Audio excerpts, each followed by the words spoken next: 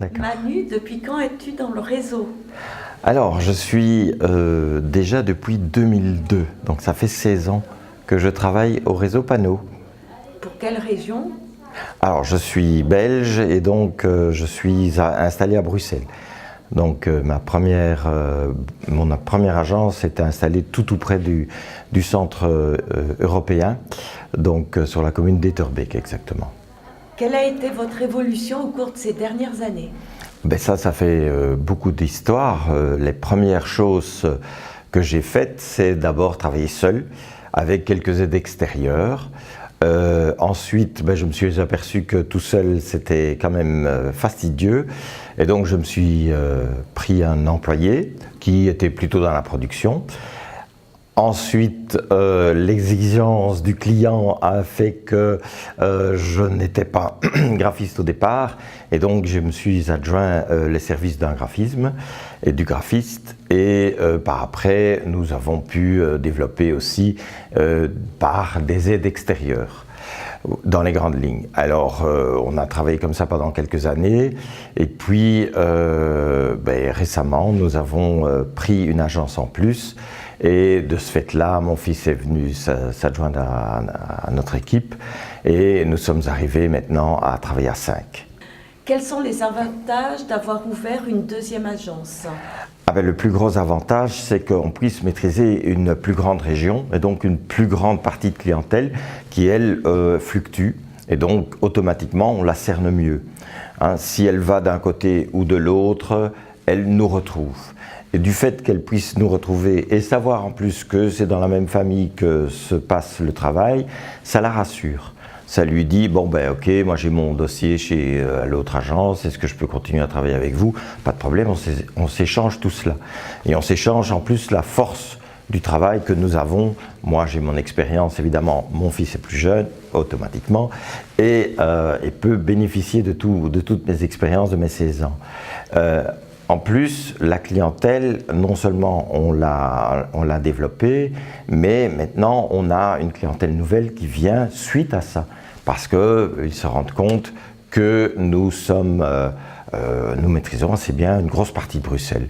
Et donc voilà, ça c'est les gros avantages de la chose. Ce qui est aussi très important, c'est de savoir qu'on fait une économie. On a fait une économie d'efforts et on fait une économie de stock aussi. Du fait qu'on peut se focaliser en disant voilà tout le stock moi j'ai beaucoup de stock de vinyle, inutile que de l'autre côté on puisse avoir autant de choses et donc ça nous permet de faire quelques économies, pas des grosses économies mais quand même pas mal d'économies et c'est surtout pouvoir répondre très rapidement au client parce que le client était assez exigeant au niveau du timing. Manu, pourriez-vous nous raconter un événement qui vous rend fier aujourd'hui? L'événement le plus important à mes yeux, c'est que mon fils ait intégré le réseau, enfin le réseau façon de parler, mais surtout le travail que je fais. Maintenant si c'est pas le réseau, c'est pas la même chose, mais ce qui était important pour moi, c'est de pouvoir me dire, ok, tout cet effort développé pendant autant d'années ne va pas se donner à quelqu'un qui peut-être va bien le faire ou peut-être va mal le faire.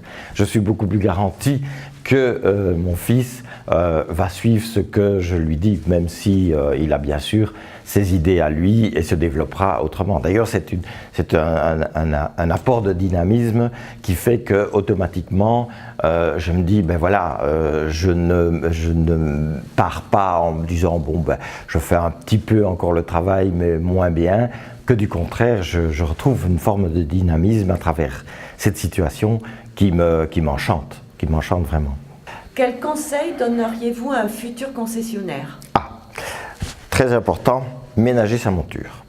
Ça, c'est dans la vie pour tout le monde, mais quand on devient indépendant, évidemment, on a une tendance à donner beaucoup de soi-même. Ce qui est logique pour pouvoir développer.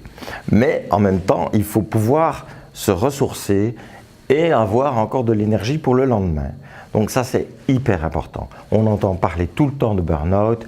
Il faut absolument l'éviter parce que quand on est indépendant, on ne peut pas aller jouer sur la maladie et des choses comme ça. Donc il faut maintenir sa santé. Autre chose aussi, pouvoir équilibrer sa vie professionnelle et sa vie privée. La vie privée a beaucoup d'importance Et la vie professionnelle est très prenante. Il faut reconnaître que notre métier demande énormément de services par rapport au client. Et donc le client, lui, voudrait vous avoir pour lui uniquement, mais il y a encore la vie privée, la vie de famille. Et donc ça, c'est hyper important de maintenir ça, quitte à vraiment écouter, se positionner, se poser plutôt, et pouvoir un peu arrêter, dire non à certains clients. On peut dire non. On est indépendant, on peut dire non. Moi, j'étais un ancien employé. Au début, j'osais pas dire non. Je croyais qu'il fallait dire oui à tout le monde. On ne sent pas un client, on ne sent pas une situation, on dit non. On ose dire non. On n'est pas obligé de dire à panneau « Ah, j'ai fait un chiffre énorme ». Non, j'ai une chouette vie. Ça, c'est plus important.